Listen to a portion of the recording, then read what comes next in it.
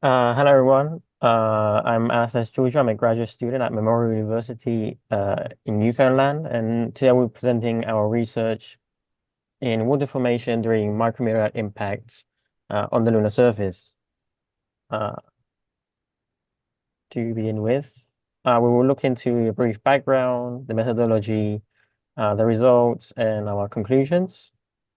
So to start with, the sun emits particles that can reach the surface of the moon and airless bodies and can potentially modify the surface chemistry.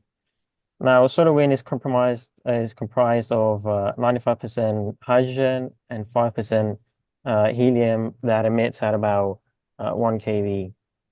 And hydroxyl and traces of water have been found across the lunar surface, and this are thought to be results of solar wind impacting on the lunar surface. Now, recombinative desorption can also form H2O through OH combination.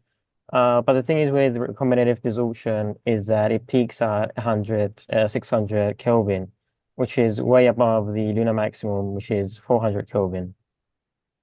So this means that other processes need to be present in order to reach such temperatures.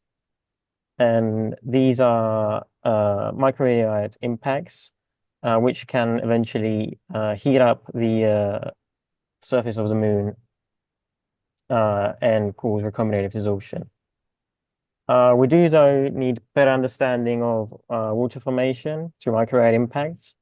And this can happen through molecular dynamics, which can study water formation at the atomistic scale. Now, previous research by Huang et al. Used MD simulations for micrometeorite impacts and showed a net water increase on the moon. The results, though, are very limited to just a single micrometeorite size, impact angle, and only hydrogen concentrated at the near surface, which is less than 20 angstroms. But samples from the Apollo missions have shown that hydrogen can be distributed up until 2000 angstroms in a grain.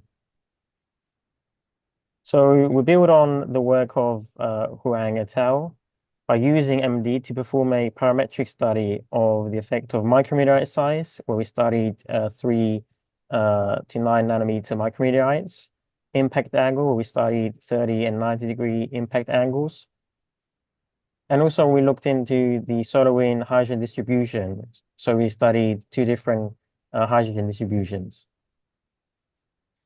Now, if you combine molecular dynamics and a reactive force field, you can actually see bond breakage and formation during these micrometeorite impacts. So we used also an amorphous SiO2 substrate and impactor. This represents the damaged surfaces of the moon. Our hydrogen atoms were then added to each individual substrate, so two different substrates at 2 different distributions, and you can see figure A on the top right is distributed throughout the sample, and figure B on the bottom is at the near surface. We then impacted these surfaces with different micrometeorite sizes and angles at 12 kilometers per second. So moving on to our results, our initial implantation results. For both hydrogen implantation cases, so both the near and distributed cases, we observe that there is an abundance of OH molecules created, which is more than 70% of the implanted hydrogen was made OH molecules. Now, about 0.5% of the implanted hydrogen formed water molecules when hydrogen was distributed throughout the sample. And when hydrogen was concentrated at the near surface, we saw about 15% of that hydrogen being formed H2O. Now this means that solar wind deposition is likely an insufficient source of this observed lunar water. So we need other processes such as micrometeorite impacts to increase the water observed. And looking at the micrometeorite impacts and crater characteristics, we can see that the shock waves produced during the impact carry the energy and temperature throughout the sample. And this will help in the water formation, especially during distributed hydrogen cases where hydrogen is located very deep in the substrate. We also observe that during oblique impacts, there's more micrometeorite fragments ejected rather than normal cases.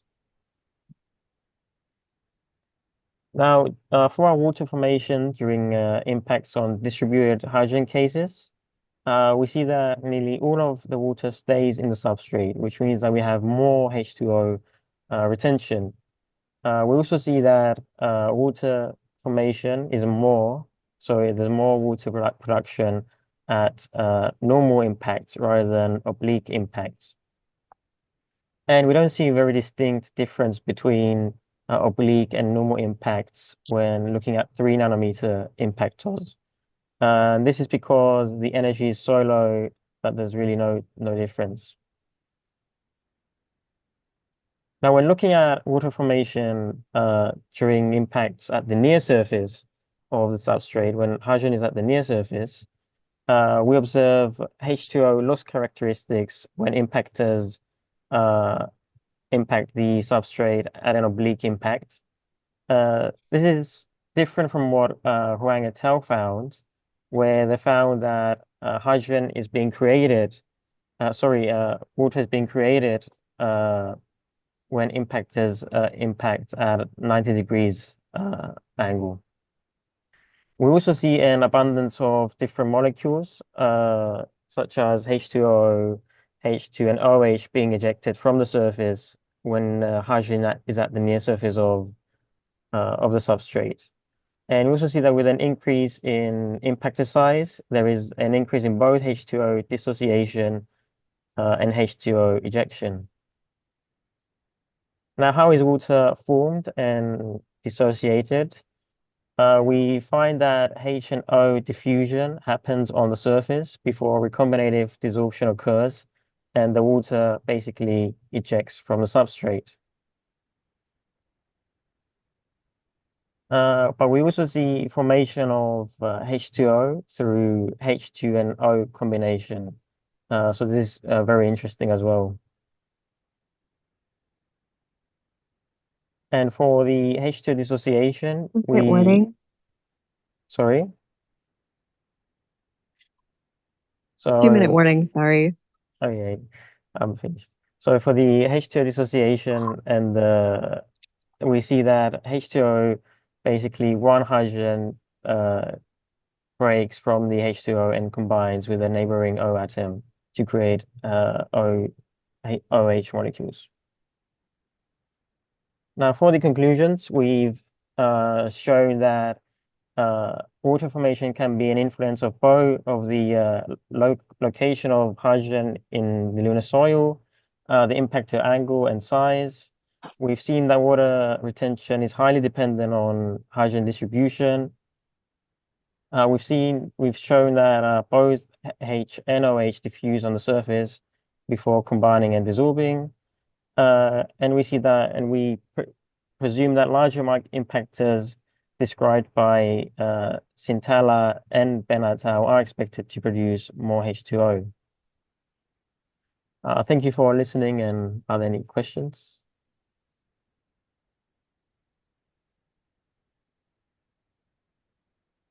I think we have time for one very brief question, if anyone has one. Well, actually, I can ask a really quick one now.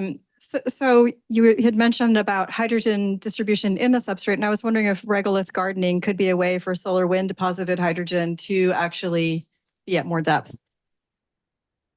Sorry, can you repeat the question? You mentioned that you were talking about the difference in results with the hydrogen distribution within the substrate, and I was wondering whether regolith gardening could be a way for solar wind hydrogen to be present at more depth. Yeah, that could be a possibility, yeah. There are some theories as well that there's a desiccated layer of on the lunar surface as well of about 7 to 9 centimeters.